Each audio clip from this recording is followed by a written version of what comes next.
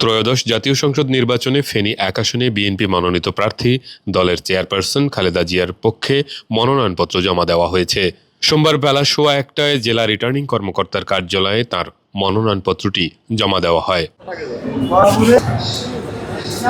একই আসনে ঢাকা মহানগর দক্ষিণ বিএনপির আহ্বায়ক ও খালেদা জিয়ার নির্বাচনী সমন্বয়ক মুন্সি রফিকুল আলম ওরফে মজনুও বিএনপির প্রার্থী হিসেবে তার মনোনয়নপত্র জমা দেন।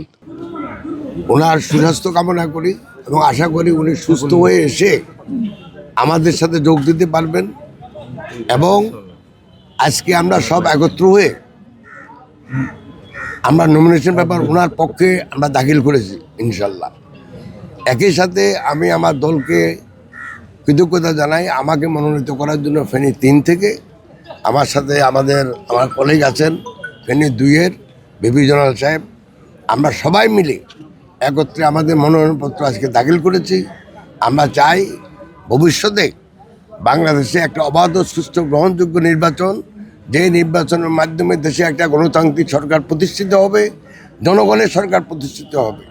তাহলেই শুধু বাংলাদেশে আজকে যে প্রেক্ষাপট, আজকে যে আইনশৃঙ্খলার অবনতি, আজকে যেসব কাজকর্ম চলছে এগুলি বন্ধ হবে এবং দেশ উন্নয়ন পথে এবং সমৃদ্ধির পথে এগিয়ে যাবে ইনশাল্লাহ। দল আমাকে একটি মনোনয়ন দিয়েছেন, আমিও নেত্রীর পাশাপাশি সেখানে আমিও একটি জমা দিয়েছি আমার দলের পক্ষ থেকেই।